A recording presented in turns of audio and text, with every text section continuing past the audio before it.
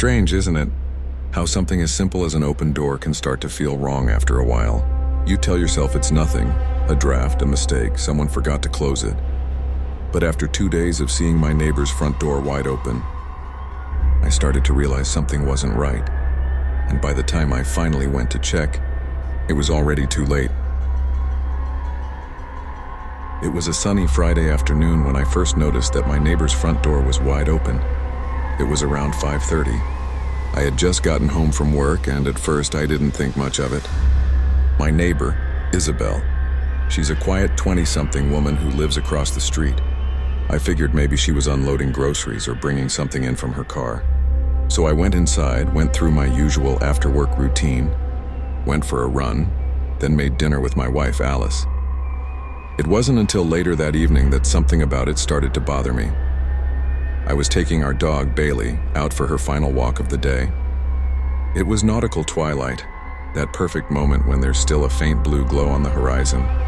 I've always loved walking around the block then. The air feels calm, the world's quieting down. But as soon as I stepped outside, I saw it again. Isabel's front door, still wide open. Her car was in the driveway.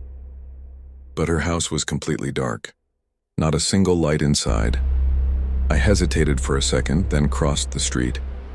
Now, Isabel and I weren't exactly close friends.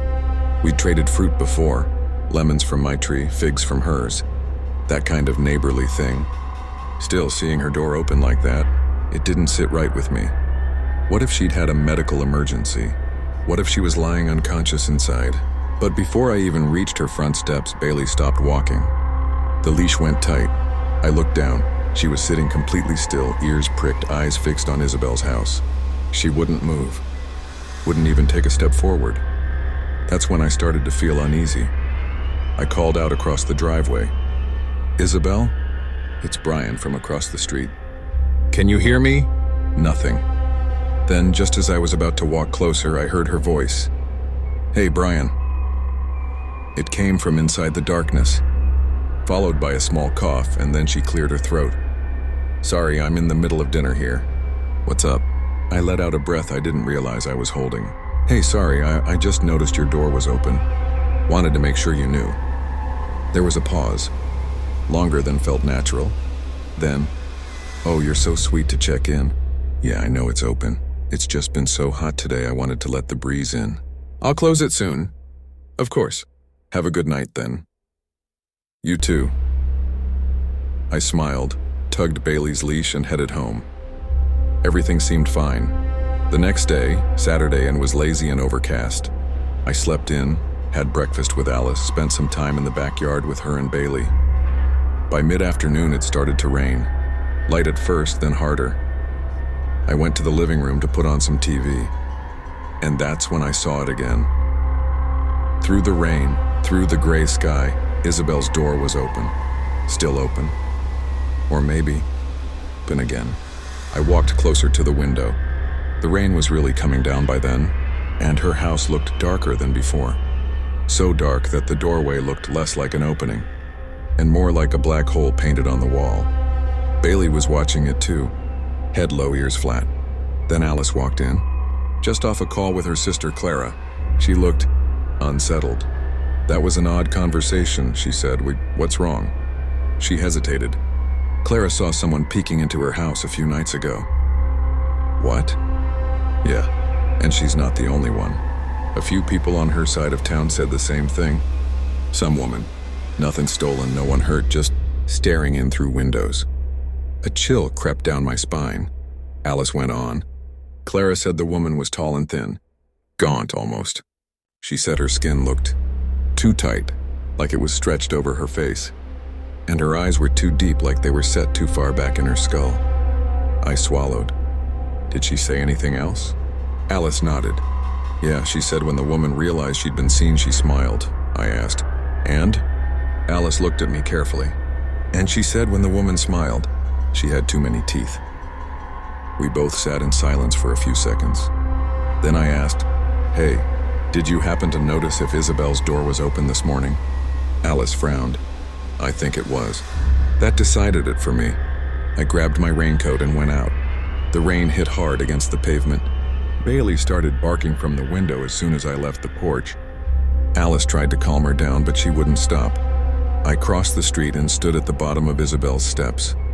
I could hear something inside the house. A soft, wet, airing sound. I froze. Then from the dark came her voice again. "Brian?" "Yeah," I said. "Sorry to bother you again. I just wanted to let you know. There have been some weird things happening around the neighborhood. Maybe keep the door closed tonight." "Brian," she said again, like she was scolding me. "This isn't a good time. You always seem to catch me in the middle of a meal." A meal. That sound I'd heard tearing and my stomach turned. "It'll just take a second," I said. "Why don't you come out here?"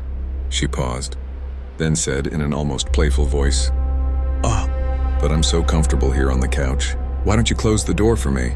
Her voice was too close now, like she was standing right behind the door. And that was it. That was the moment I should have walked away. But I didn't. I told myself I'd feel better if I just shut the door myself, make sure she was okay. I took a deep breath and stepped closer. Even at arm's length, the inside of her house was pitch black, like the darkness had weight to it. I reached inside, searching for the light switch.